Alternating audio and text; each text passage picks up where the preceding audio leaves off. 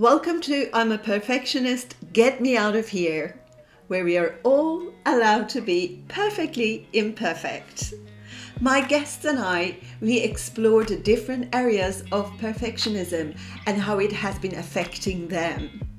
We also share some tips and techniques that will help everyone overcome their issues with perfectionism. I am really excited to introduce you my wonderful guest today, Jordan, who is an Advanced Nurse Practitioner in the A&E department at one of the busiest hospitals in London. Hello, Jordan, and Hi. welcome to I'm a Perfectionist, Get Me Out of Here. It's such an honor to have you here, and thank you for your time today. No, thank you for having me. Um, so why don't we start by looking into a bit about yourself? Tell us a bit about yourself and how you got to where you are, uh, and really how you're affected by perfectionism. So I'm currently an advanced nurse practitioner in a A&E in London. But to have got there, I suppose I wanted to be a nurse. I'm very lucky. I wanted to be a nurse since I was 7. And I'd set myself goals from being 7 that I was going to achieve X, Y, Z by certain amounts of time. I had decided what GCSEs I was doing long before my GCSEs were even an option, sort of probably about 4 years prior. I decided what I was doing at college in order to get to university to be able to become a nurse. Again, I'm very lucky to have had that, I guess, because there's never been a question. It was always just going to be nursing. My entire life is nursing, and I love it. That's amazing. So by the time you were 7, you decided what you wanted to be when you grow up. Yeah. Was there something that triggered that from such an early age? Yeah, so my nan, my mum's mum, has unfortunately passed away since, but she had a massive stroke when I was 7, and she was taken into intensive care at in Cambridge. And from what I've now learned, there was a lot of decisions as to whether or not she was going to make it and pull through. And I had a very close relationship with my nan. My nan brought me up a lot and taught me to tell the time and took me to dance classes and things. My nan was my world because my parents both had to go back to work from when I was probably maybe 6 months, if not. So it was decided apparently amongst the adults there that I was allowed to go in essence, say goodbye. But I wasn't told that. I wasn't told that it was a saying goodbye thing. I went in and was told, so my nan was intubated and ventilated, and was told that I could hold her hand and I could talk to her. And I didn't know what to say. And I sung to her instead, The Red, Red Robin, which was a nursery rhyme that we had sung together previously. And it was at that moment that my nan made movement, which she hadn't done until that point. And in her heart rate elevated and things, and there had been nothing prior to that. And I remember the nurse that was in the room, and I can remember the room exactly how it was, where my nan was. My granddad was at the foot of the bed, and then the nurse that was in there was a man, and he had ginormous hands because he used to be a bricklayer or something in that trade and had retrained to become a nurse. And he put the heart monitoring and had got another bit of monitoring and attached me so that I could see my heart rate next to my nan's heart rate and my observations next to my nan's. And he explained everything to me. And he said, as much as we don't know what your nan won't be able to talk back to you, but she can hear you. And you can see this by, this is your heart rate, etc. So where he'd explained it to me and I, had this positive experience in intensive care, it was at that moment that I had decided I was going to become a nurse and I wanted to be just like him. That's such a touching story. It's amazing, and you remember it Yeah. like yesterday and very clearly. And what a lovely nurse as well, Yeah. And who then the G dots I left on when we left, because my nan pulled through. I'm incredibly grateful that she had turned the corner after that point, and we had her for many a years afterwards when they'd said that we wouldn't. But the ECG dots that he put on me, I then wore to school, and proudly showed them off to my teacher, and this was in year 2, so proudly showed them off. And I remember my teacher at that point, her name was Miss Spidler, and she had a good relationship with my mum, because obviously this was quite a traumatic time, could have been quite traumatic time. They had kept an eye on me, and then she was speaking to me about what it was like to be a nurse, and how you can help people, and how, you're not just one person. You can be one person, but you can affect so many, and that's a gift. And it was within, I don't know, let's say a month maybe of that time that my career choice had been started. and you have planned all the way to where you are now since you were 7. Yeah. That's an amazing story. So, but it also sounds like you had to be quite focused. And how did perfectionism, do you think, affect? Firstly, I think for the whole nation and for all our audience, I'd like to say thank you to all the nurses for for all your hard work, but especially during COVID. We are forever grateful. We were incredible. Tearful, actually, how hard you all worked. So thank you. Yeah, so how did it affect, do you think, the decisions you have been making and the studies during your studies as well? Were there times where you were not getting the results that you wanted? Yeah, so again, around the same time, I don't know rough, like, whether or not it's the same like time frame, but in the same academic year, we had our SATs. And I can remember sitting in a classroom getting very stressed because I didn't know the answer to something, and I wet myself, and had to be taken to the head teacher and things like that. And it's from then that I was also having a lot of difficulty at school with other pupils and things, that I think what had set into my mind at that point was, as long as you can as long as you can achieve and you've got good marks and good grades, it doesn't matter what anyone else thinks about you. It doesn't matter. They can call you names and do everything, but as long as you're getting to the next stage, because this isn't your goal is, like I said, was to be a nurse, it didn't matter. And I had a lot of bullying, and I genuinely didn't like school at all. I liked the learning side of it, but playtimes and things like that was not for me at all, throughout my schooling. And I moved to school in later years. But again, the whole focus was always to be a nurse, and it still is now. And it sounds like you found solace in high marks and being really good at school academically, and that helped you deal with bullies as well, letting go of that. Really. And there was never any pressure from my parents or from my grandparents or anything. That they, even to this day, they're incredibly proud, and they would be proud even if I wasn't a nurse or anything like that. The pressure was completely internal, and it still is now.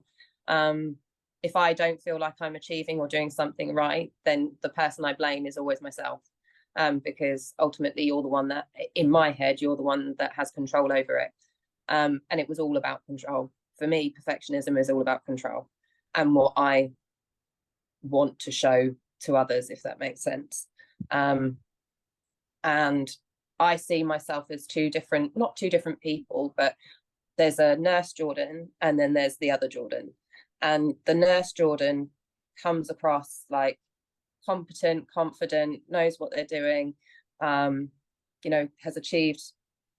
I've gone on since doing my degree. I've done a master's and got a first in my master's and everything. And I set myself goals even before I'd even started my master's, or before I started my degree. I said, oh, I'm going to get a first.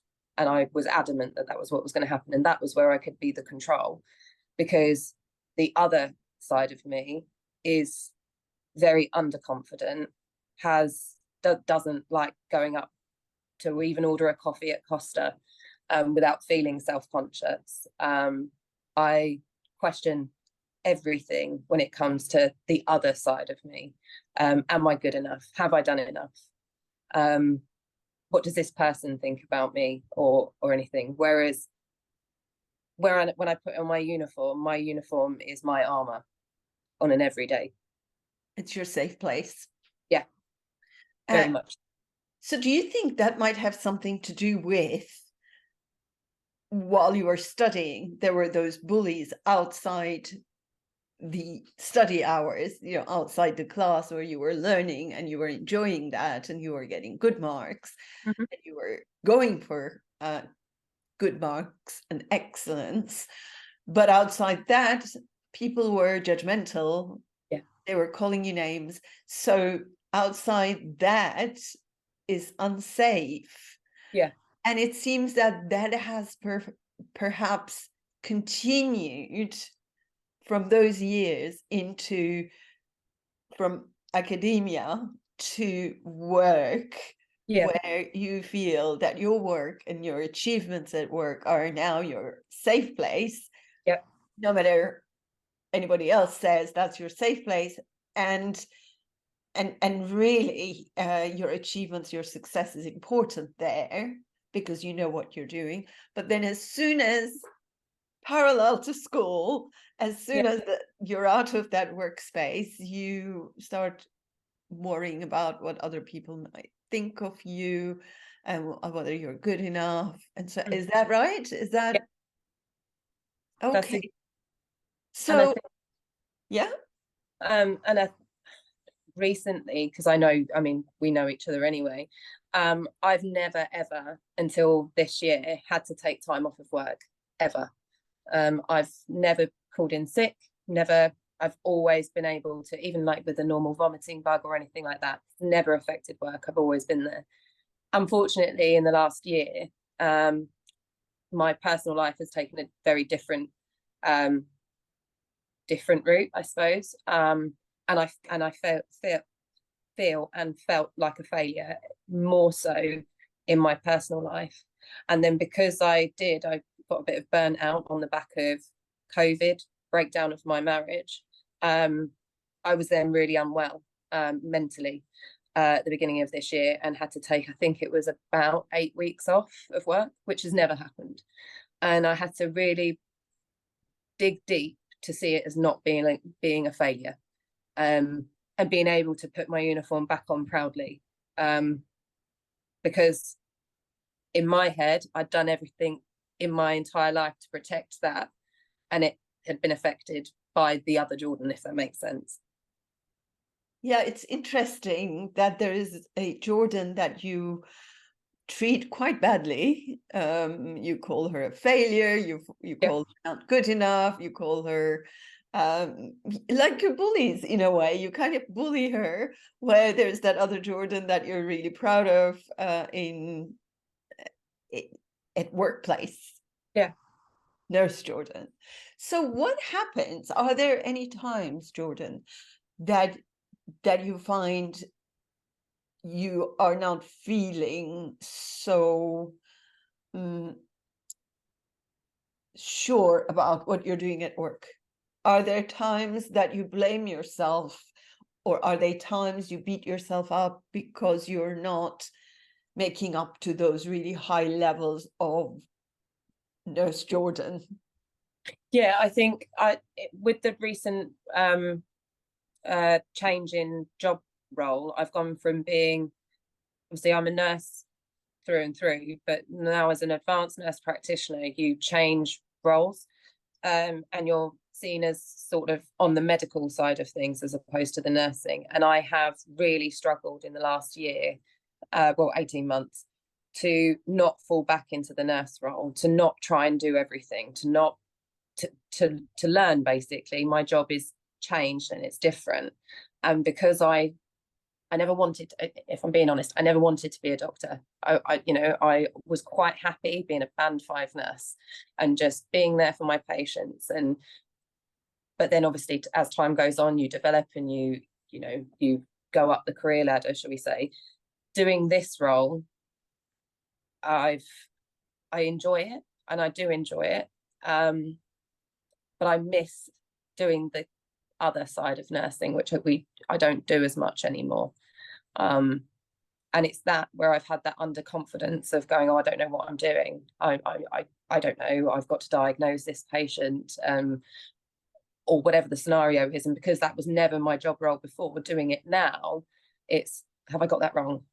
And every patient that I'm better now than when I first started, but every patient that I would send home, my next shift that I would be in, I'd be checking to make sure that they hadn't come back in, that I hadn't missed something, that they were still okay.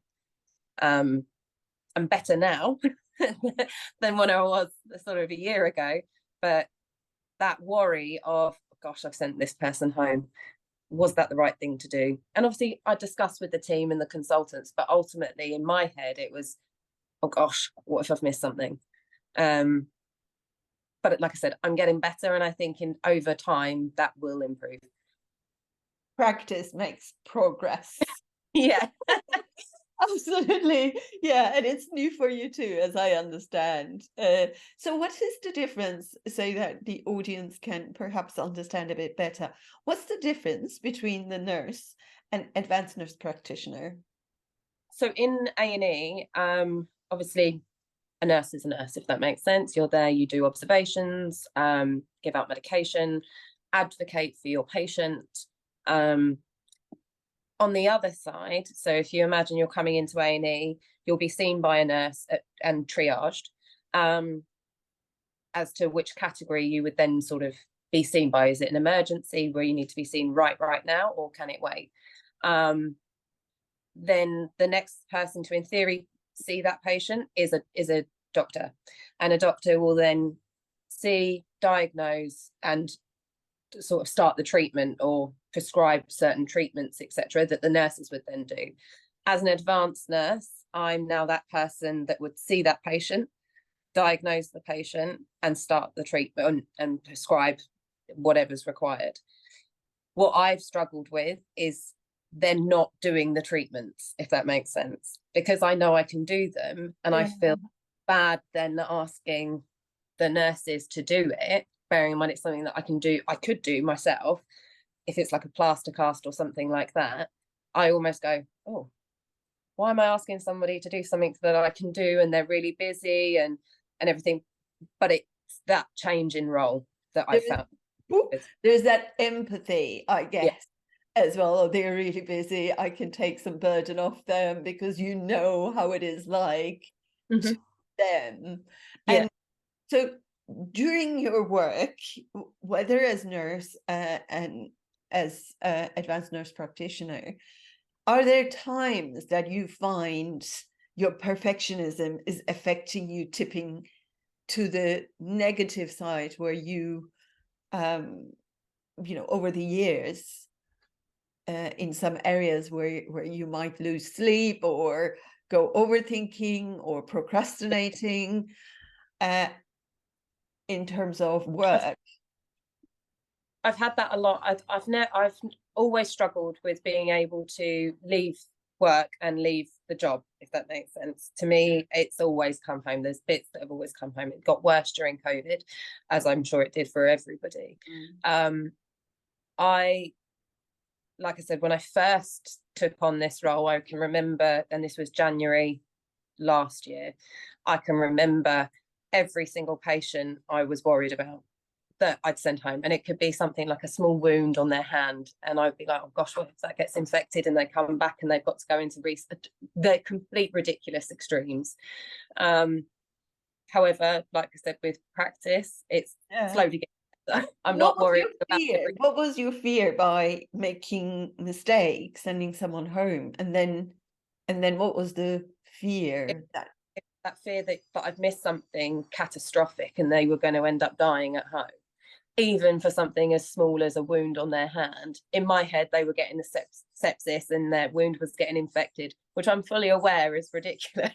But that was where I was at one point. And I was sort of struggling with letting go, if that makes sense. I would feel bad if I had to hand over patients. Bear in mind, that's what we do anyway. It was like, or maybe I need to say that bit later just so I can see this patient through. And then obviously everything all changed during COVID as well. That had a significant impact because I was doing my training as an advanced nurse and then became an advanced nurse last January. During COVID, I can remember, and I've still got a list, and it's completely confidential, but every patient that I ended up looking after, and I'd been moved to the adult side a lot of my shifts, I remember taking down their first name and age, and I would try and get a fact about them, as in what job they did, or just something, how many grandchildren they had, or whatever the fact may be. Because I remember coming home and listening to the statistics that were on the TV and that were constantly being thrown at you from the government of this is the amount of deaths, this is the amount of cases, and it was just a number. And I remember absolutely breaking down, sobbing, going that this isn't a number, these are people, these are families, this is an individual. And so for me to learn to cope with that, because I was bringing everything home, I don't know anyone that didn't, if I'm being honest. I've got a book of just the first name, an age, and a fact. Because my patients, they weren't a number, they weren't just a statistic, they were human beings who had families, who I had to speak to on the phones or whatever. So for me, that's how I coped with that. And yeah, put it this way, I never want to go through it again, ever. I don't think, I cannot even imagine. But also I think nurses are so compassionate. So looking at them, you always actually show compassion towards your patients, also their families. Yeah. Nurses take care of the families as well, spend time with them and tell them what's happening too. So all that compassion, when it suddenly becomes numbers and we're talking thousands, then I can only imagine how difficult it must have been. I certainly had some nurses as my clients who were questioning their purpose. Yeah. They were questioning because they were saying, well, I want to give the care, that the quality that I set myself up for, and I can't do it at the moment because we are so overwhelmed during COVID. So I'm familiar with some of the things that you nurses and advanced nurse practitioners as well have been through, and doctors. Yeah, I mean, it was everybody, and I think like it's. I'm not adult trained, but obviously we supported anyone and wherever it was required. And I can remember one shift and obviously there was no family members allowed into the department, so I was on the phone whilst this gentleman was passing away to his granddaughter, who was also a nurse, and she was saying, she was obviously crying down the phone, and she had her family with her, and she was asking me, can you make sure you hold his hand and hold his right hand, because his right hand's stronger than his left hand, and just let him know that we love him and things. And it was delivering care like that. It was awful for the families, and you almost had to try and keep it together. And it was during the care of that gentleman that I was underneath all the PPE, steamed myself up because I was crying, because it was just awful. And I was coming home, and I can remember coming home and I was getting on the trains because definitely don't want me driving in London. I was coming. It definitely don't. I was coming home and just feeling like I was worthless and useless because I couldn't save anyone. I couldn't make it better. And I remember having to psych myself up every day to go into work. And I would obviously go. There would have been nothing that would have stopped me from being there, but it felt so isolating, that journey to work, which takes me about an hour and 45 minutes anyway. Just thinking, going, right, okay, we're going to do this again, and then on the way back home, going, you failed. You haven't been the nurse that you said that you were going to be all along. You haven't done that extra mile. You haven't been able to do X, Y, Z.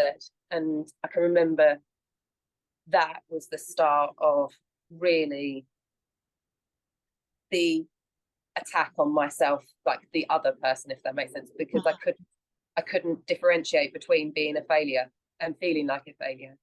And that was the start of a massive decline in my personal life. Yeah, and if you hear it, if you say it to yourself enough of times, you start believing it, right? Because how we speak to ourselves is important in terms of we're listening. Yeah.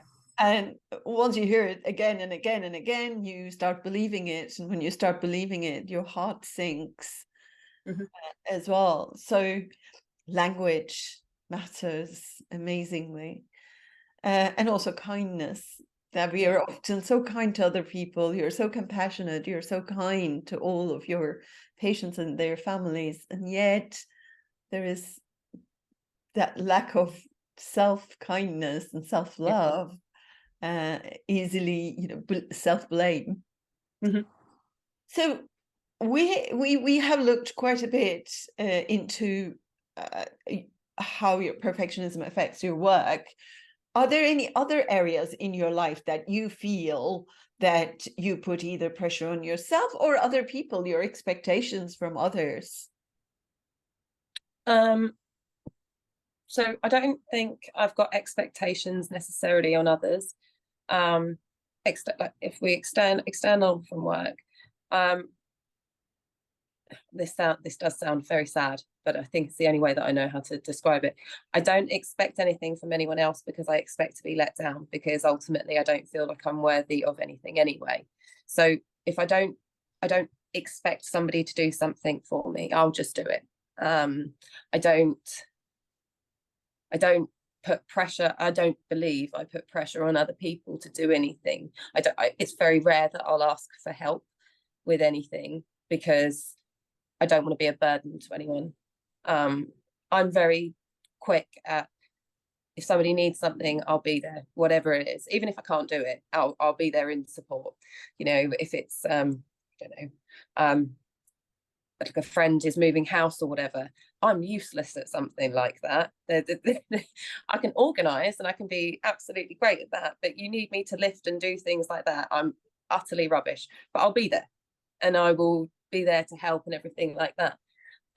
If it came to myself, I'll manage. I'll make it work. I don't like to put others out, if that makes sense. I don't like to upset anyone or make people feel obliged that they should do something or anything. I never want to be a burden to anyone. And would you go and help someone, even if it's at the cost of you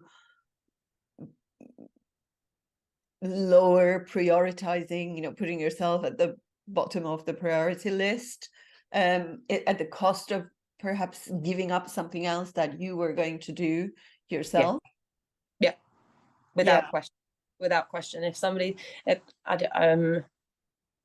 wouldn't even be a debate in my head, if that makes sense. If, let's say, I plan to do something, I don't know, let's say next week, and a friend of mine said, oh, I need you to come and do this, I'll be like, okay, fine, I'm there. There wouldn't be oh, do you mind if we rearrange, could we do something because I need to do this, or whatever. Unless it's work, that I need to go to do. Everything else is a second. And how I value myself is very much at the bottom. Yeah, that's really interesting, isn't it? There is also those high standards, again, that you put upon yourself about how others should be looked after at the cost of your own well-being. Yeah. Okay. And I'm working at a lot at the moment with a lot of support. But yes, I know it's been a huge thing for as long as I can remember, really. Mm-hmm. I would never say that I've ever looked at myself as being number one, if that makes sense. Not even number two. I am very much in the pecking, like lower in the pecking order. Is that unless you're at work, or is it also unless you're at work? So because at work I'm there to look after people, mentor people, or support others in the team, like with anything. It's so starkly different, and I know it in myself because I can feel it. The moment I put on my uniform, completely different. Mm-hmm. Or even if external from my uniform, if there's ever like somebody's unwell, and a friend of mine's unwell or anything like that, I can flip straight into that. Right, we need to do this. You require blah blah blah blah. I'll come and look after you, X, Y, Z. But I can't do that for myself, and I've never. I don't know why, but I've never been able to. But I suppose it's interestingly, my grandfather passed away getting all my years muddled, but I think it was last year now. And he was in a district general, and I remember with my cousin, who's non-medical, but I ended up staying.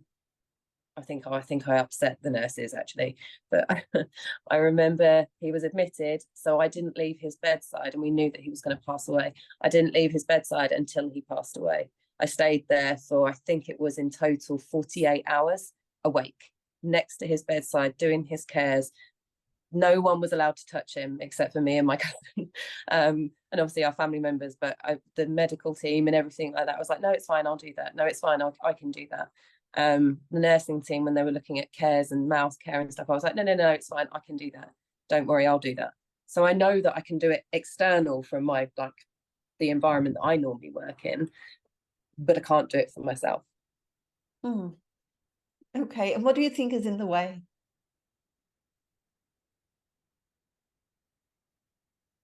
I think it's one of those admitting that you probably need help at something and not being, that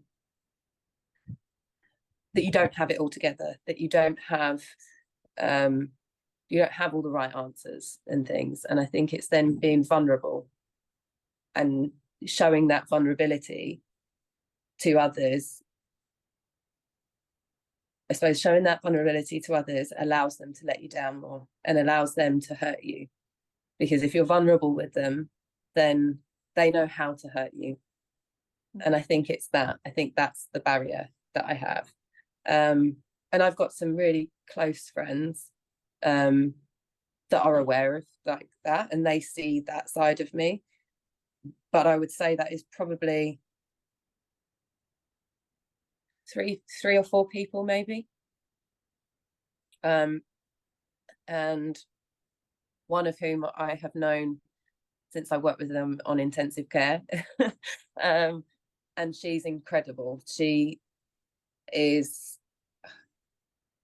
seem to have a radar to each other without realizing that one person needs something from somebody, etc., without saying. And it will just be that text of going, "Are you okay?" And you can reply back and go, "Yeah, I'm fine." And they can almost call you out and say, "No, you're not." And I don't know what it is. It's that bond that I've got with them.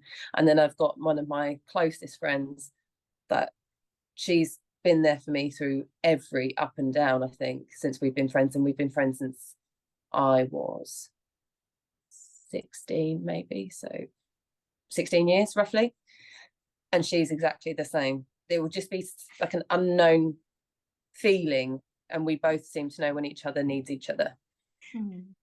So you have these friends and and the family members as well who love you exactly Yeah. as you are. Yeah. So you said to me that I am always at the bottom of priority list as far as I'm concerned, that Mm. others are always more important, more valuable, more worthy. So what is stopping you from loving yourself, do you think? What is in the way of you putting yourself first and valuing yourself and feeling worthy I think outside work? Because at work you are completely, it seems like you know what you're doing, you feel that you are on top of it. I think what probably it feeds into it was being bullied from very young. On the back of bullying, I ended up, unfortunately, fortunately, with quite a lot of mental health um, issues, an eating disorder, and was under various clinics at that point. And I think, in fact, I know I feel so guilty for what I put my mum and my dad and my sister through, that I almost don't want to tap into that person and give them, that space and help and stuff, because I don't want to be a burden to anyone else. I don't want them to be affected by how I am. That then I just try and not like when you look at yourself and go, well, what do you need today, or what do you need in general? I would rather look after 50 people and give them anything that they needed at 110% than that 1% of me. Because when I put my family through, from when I was younger, through hell and back, and had been suicidal, had done recently, or in the last sort of 18 months or so. And I think it's not wanting to be that burden, not wanting to put sadness onto somebody, not wanting to put worry onto anyone. And I think that's ultimately where that comes from. Yeah, that there is a story that you started telling yourself about not Yeah. being good enough, and you had some ways to deal with it, which were unhelpful ways, and but you were a child, you didn't know any No. better. So that story still seems to be playing. Yeah. And would it be amazing to change that story? It would be lovely. And I think it'd Yeah. be lovely. That's what I'm trying to do, especially in sort of year, mainly more so in the last like 9 months or so, with a lot of professional help and medication and things. That's what I'm trying to tap into, is to very much go, actually, no, this is what you need. And you deserve this care as well. You're not this villain that you're made out, or that you make out yourself to be, or that other people have put on you. You're not this villain, and actually you just need a hug at times. Yeah, and that you are a lovely person and that you're unique. There isn't another Jordan. You I don't showed me there are 7.9 billion people on Earth, and there's only one you. Of course, you deserve everything. thank you. Okay, well, it's lovely talking with you, Jordan. Do you think is there anything that you think I haven't covered or we haven't covered? Is there anything that you would like to add? No, I just hope it was helpful. It's been amazing. I'm just, I'm just so grateful that you have shared this with us. And I have no doubt that there are a lot of nurses, advanced nurse practitioners, and medical workers out there, health care workers, that will find your story so close to their heart and their life as well. I hope it just helps others, because ultimately I think everyone just needs a big hug at times. Absolutely. A hug is wonderful. And you know, if there isn't anyone around you, hug yourself. Well, thank you. Hey, Thank you. thank you so much again. No, thank you. Thank you for joining us in I'm a Perfectionist, Get Me Out of Here podcast. If you enjoyed this episode, please do leave stars and a review. Help me spread the word by sharing this with your friends and family. My practical manual, Transformation Through the Power of Quotes, will help you or someone you know get through tough times and feel happier. It is now available on Amazon paperback and Kindle. You can also check out our website, mindandmood.co.uk. Thank you again, and remember, imperfect action is better than perfect inaction. Bye for now.